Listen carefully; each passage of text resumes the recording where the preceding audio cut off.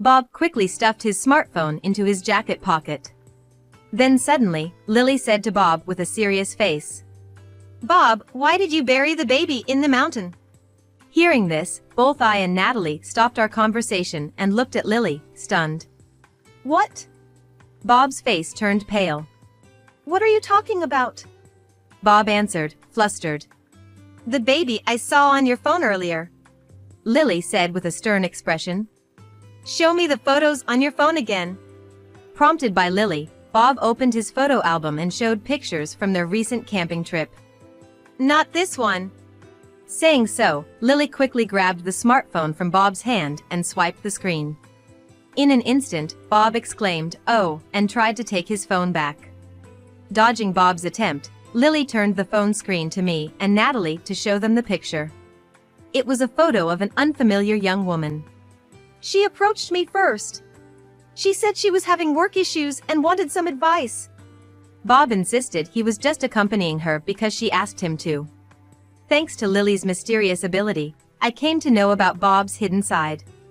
The reason Bob was coming home late and constantly looking at his phone late at night was this. I made Bob guide me to the mountain where the baby was buried. Holding the unearthed baby, I was heading to Bob's workplace a few days later. My name is Shelby Roberts. I'm 29 years old.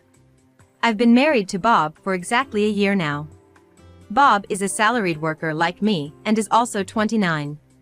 I also work a full-time job and spend my days quite busy. My husband and I don't have any kids yet. I met Bob through a friend's introduction. After dating for several years, we got married last year. The wedding was truly touching. Bob helps with the household chores. He even cooks dinner once in a while. He's the perfect husband in my eyes. Marrying him, I felt truly blessed. About 20 minutes drive from our apartment, my older sister Natalie lives. Natalie is 3 years older than me and is already married with a 5-year-old daughter named Lily. Natalie and her family purchased a house where the three of them live. I adore my niece, Lily. Lily affectionately calls me Aunt Shelby and is very fond of me. Once, when I visited my sister's house, Lily suddenly told me, "Hey, when I was in Mommy's belly, I remember hearing your voice." Huh? I was genuinely taken aback. "Do you remember being in Mom's belly, Lily?" "I heard Dad's voice too," Lily replied with a serious face. I've heard of kids having memories from the womb, but this was the first time someone told me directly about it. When I told Natalie about this, she said, "Yeah, every now and then, Lily mentions things from when she was inside me." I never knew kids could remember such things. Impressed, Natalie shared more with me. "That's not all. Sometimes, when I can't find something, she tells me where it is. And it's not like she saw me put it there, but whenever I look where Lily tells me to, I always find it there. That's amazing. I can't quite put my finger on it, but Lily seems to have some sort of special gift," Natalie said, looking at me earnestly. A little way off, Lily was innocently playing with her teddy bear. It made me wonder if young children might have some sort of unique power. As these thoughts crossed my mind, I gazed at Lily. Sometime later, Bob started coming home later and later. At first, I figured work must be tough, but lately, he'd often come home after midnight. I began to worry. Late one night, as Bob hurriedly headed for the shower, I called out, "Bob, you've been working late a lot, huh?" "Yeah, the boss just won't let me leave on time." With that, Bob quickly shut the door behind him and went into the bathroom. About 5 minutes later, Bob came out. I offered him the dinner I had prepared, but he replied, "Sorry, I'm just too tired to eat." "Well, I'm gonna head to bed then. Good night." It was already quite late, and I figured Bob would join me in the bedroom soon, given how tired he claimed to be. But an hour, then 2, passed, and he didn't come. Feeling restless, I quietly walked out to peek into the living room. In the dimly lit room, Bob was seated on the couch, engrossed in his smartphone. From the movement of his fingers, it looked like he was texting someone. And he had a big grin on his face. Why was he so happy, especially after such a long day? Was he messaging someone? And if so, who? my heart filled with anxiety. Lacking the courage to confront Bob, I returned to the bedroom. Hey, Bob, how about we go camping during the upcoming long weekend? One day, I brought up the idea. Although we were newlyweds, we hadn't gone out anywhere lately. Until not long ago, we'd spend our weekends going to the movies or visiting amusement parks. I wanted to go to the mountains with Bob and spend some quality time together. There's this campsite in the mountains. We could set up a tent, have a barbecue, and at night, look at the stars. Sounds fun, right? Bob didn't seem too excited, but I really wanted to go. I believed he'd enjoy it once we got there. All right, fine. But what about the car? Ours isn't big enough for all the camping gear. When Bob mentioned that, I decided to consult Natalie. One day, I visited Natalie's place alone. I asked her about the car situation. You can borrow our van. And feel free to use our tent too. Natalie happily offered. Her van was big and suited for mountain roads, with ample space for our gear. I thanked Natalie for her kindness. Thanks, you're a lifesaver. Take some time and relax together as a couple, it's been a while. While I was talking with Natalie, Lily overheard and chimed in, "Are you guys going camping?" I wish I could go. That'd be nice, we should go with Lily next time. The day before our camping trip finally arrived, and I borrowed a car from Natalie's house and drove it home. The next day, Bob and I headed out in that car for a 3-day, 2-night camping adventure. Breathing in the fresh air, surrounded by nature, I felt truly rejuvenated. Bob seemed to be enjoying himself more than usual, with a big smile on his face. I'm really glad we decided to head to the mountains, even if it took a bit of convincing. As I chatted with Bob, that was what I thought deep down. But late that night, Bob, who was sleeping next to me, got up quietly and started using his smartphone. I pretended to be asleep. He spent about 2 hours on his phone. It seemed like he was texting someone. The same thing happened the next night. Then, on the 3rd day, we returned home from the campsite. It was around 4 p.m. When were we supposed to return this car? Natalie said if we bring it back tomorrow, it'll be fine. As I responded, Bob's excitement was evident. So, can I take the car out for a bit? Now? I was surprised. We had just come back from camping, and he wanted to go out again. I wanted to invite some local buddies and try out a big car like this. You're not gonna drink, right? I promise, no drinking. When will you be back? I'll make sure to be home before midnight. We're on vacation, it's okay once in a while, right? After some persuasion from Bob, I reluctantly agreed. Whistling a cheerful tune, Bob hopped into the car and left in high spirits. Even if they were local buddies, I wondered if they would all be available on such short notice. While pondering this, I spent a lonely evening at home. Just a few minutes before midnight, Bob came back. See, I made it home before midnight and I didn't drink, Bob said immediately upon returning. Then, he quickly took out his smartphone and started checking it again. Bob, you've been on your phone a lot lately, I said with a hint of annoyance. I'm just texting the friends I was with earlier. Saying this, Bob took his smartphone to the bathroom. The next day, Bob and I went to Natalie's house to return the car and tent. When we gave them some snacks we bought near the campsite as a thank you gift, Lily was delighted. Natalie invited Bob and me inside and made us coffee. Lily had become quite fond of Bob as they had met several times. Since Natalie referred to Bob as Mr. Bob, Lily had also started calling him that. Lily and Bob were sitting on the couch playing together, with Bob responding with a warm smile. Soon after, Lily requested to see the photos Bob had taken during the camping trip on his smartphone. While Natalie and I were chatting, she asked, "How was the camping? Did you have fun?" "Yes, it was great. Thanks for the car and tent, they were a huge help." Suddenly, Bob said in a loud voice to Lily, "Don't touch it without permission." That's it, as he quickly took his smartphone away from Lily. Lily seemed to have fiddled with the smartphone. "Nuh-uh, you can't touch things without asking," Natalie gently reprimanded Lily. I wanted to see more of Bob's photos, Lily said with a pout. Bob hurriedly put his phone back in his pocket. Suddenly, Lily said seriously to Bob, "Bob, why did you bury the baby in the mountain?" Hearing this, both Natalie and I stopped talking and stared at Lily in surprise. Bob's face turned pale as a ghost. "What are you talking about?" Stammering, Bob responded, "The baby I saw on your phone earlier," Lily said with a serious look. "Bob, show me the pictures on your phone again."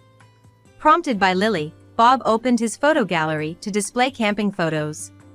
"Not this one," Lily responded, swiftly taking the phone from Bob and swiping the screen.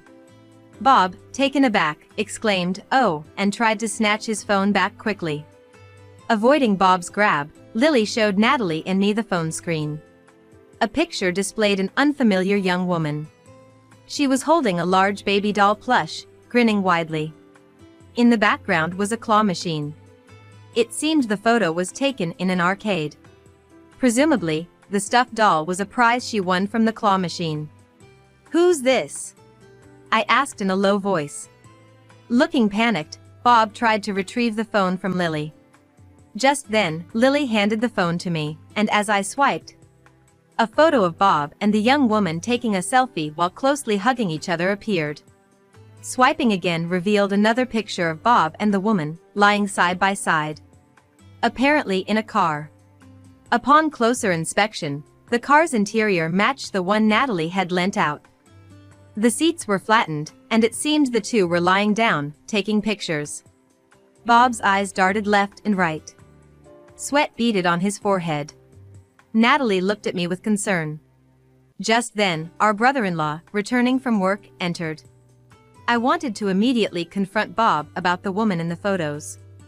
However, I couldn't do it in front of Lily and our brother-in-law. Thankfully, Natalie suggested that she take care of Lily with the help of our brother-in-law and that we should move to another room. Bob, Natalie, and I went upstairs, closed the door, and continued the conversation.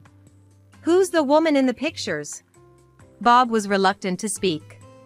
However, after persistent questioning from Natalie and me, Bob finally admitted. The woman in the photo was a coworker named Jane Smith. She's 23.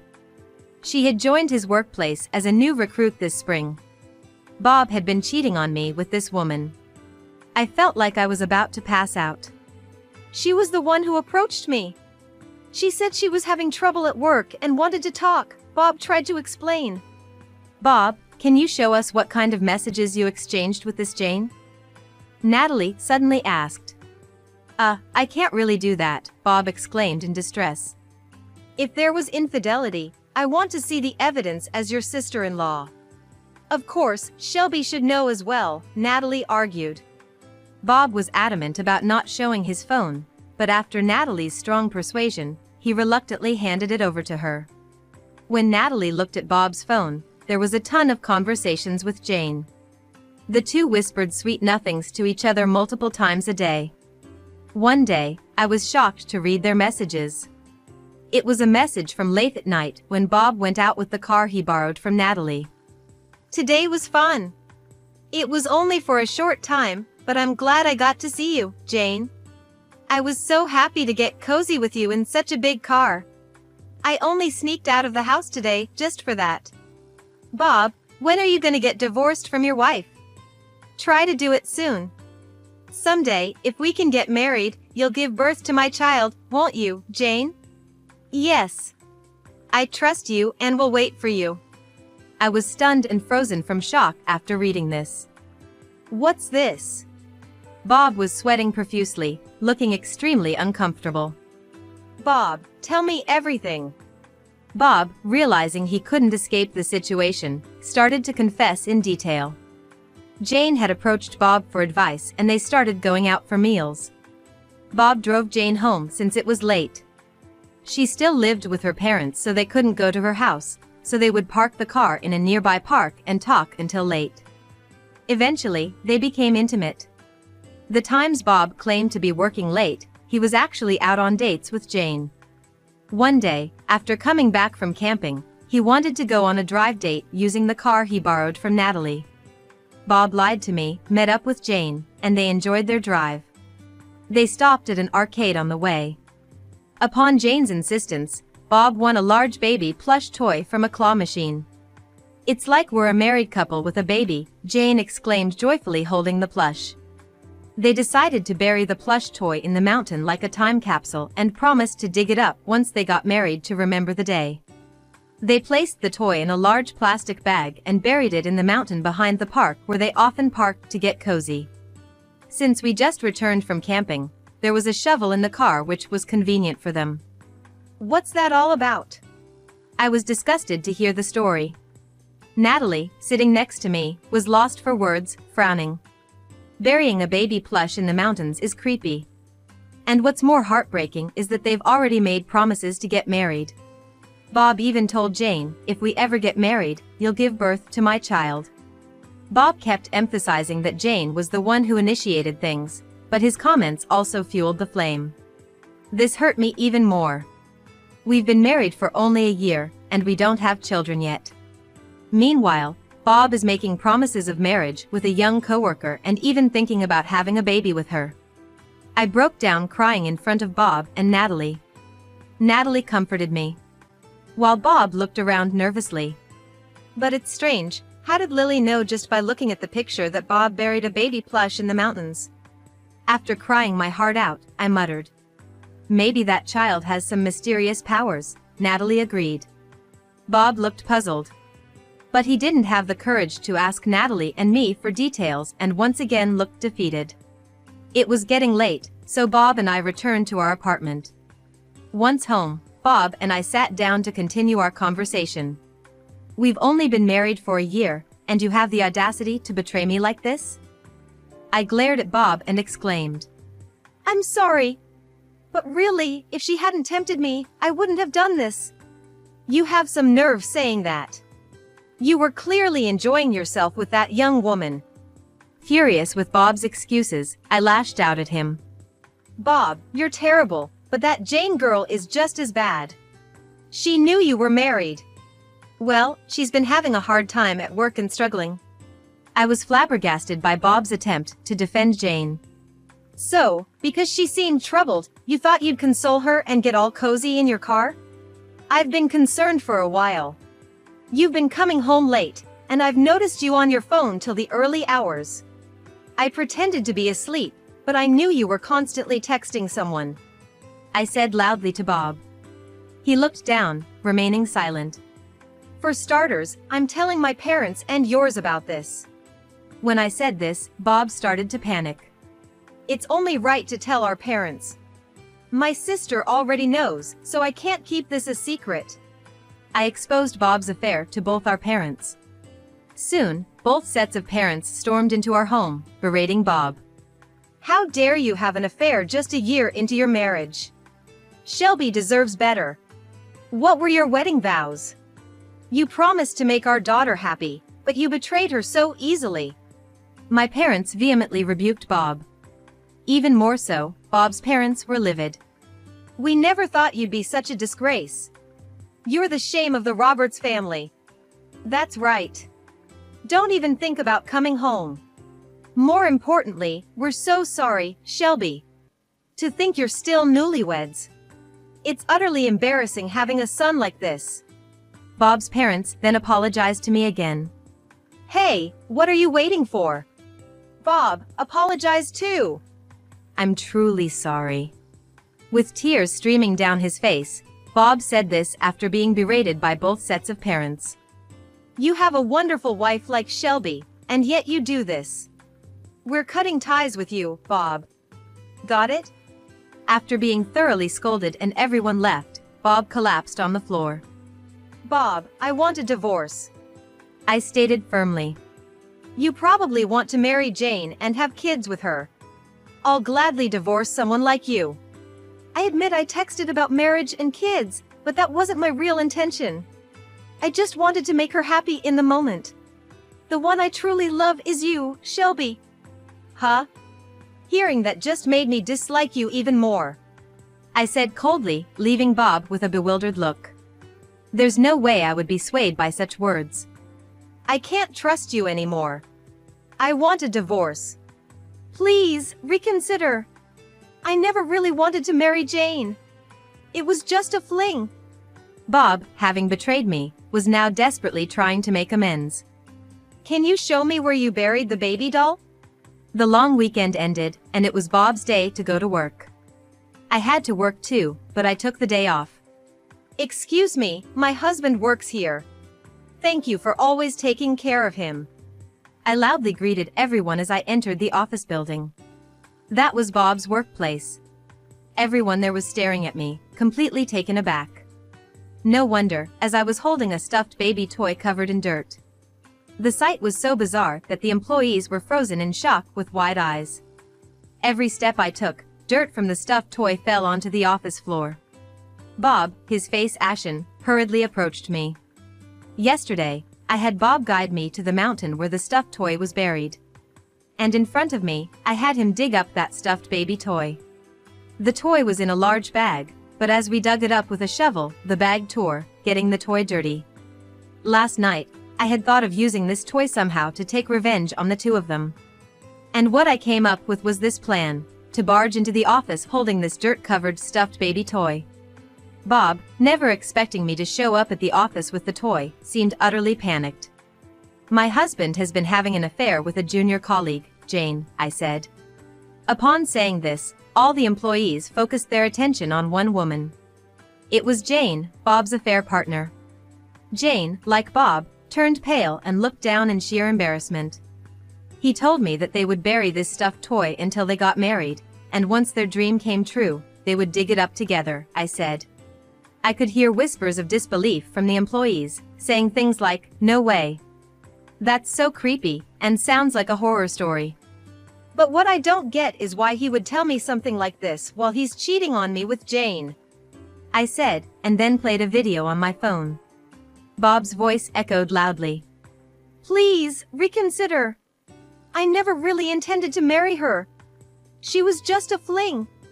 After the video finished playing, Jane, who had been looking down just moments before, sharply raised her head, her expression furious. Just a fling? Bob, what does that mean? She demanded. No, it's not like that. Bob stammered, lost for words.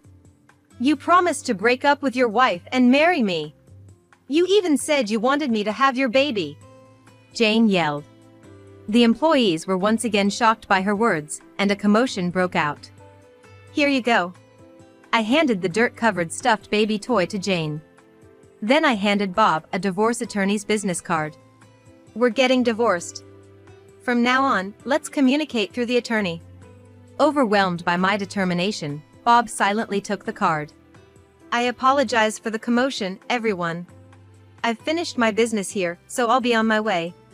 Said to Bob and Jane. I wish you two all the happiness. With that, I left Bob's office.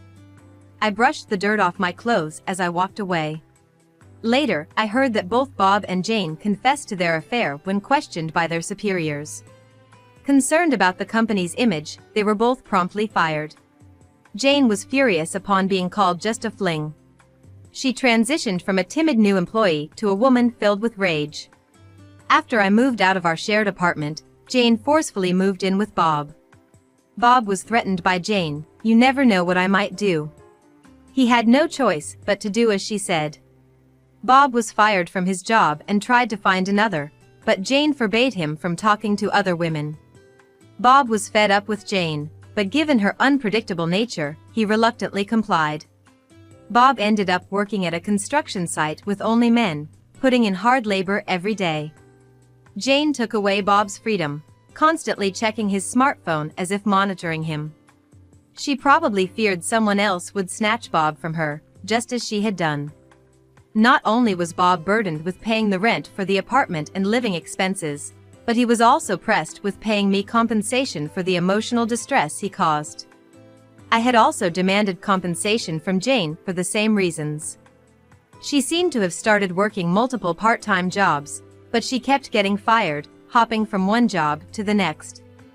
The lawyer who helped with the compensation issue had a chance to meet with Bob. That's when he learned about the miserable life of Bob and Jane and reported back to me. After the divorce, I moved back to my parents' home. My workplace was within commuting distance from home, so I continued with my job as before. Living at home meant I had many more opportunities to see not just my parents, but also Natalie and Lily. Natalie genuinely sympathized with me, offering words of encouragement. "Shelby, you've been through a lot. You're still young, you'll surely find someone better." "I hope so."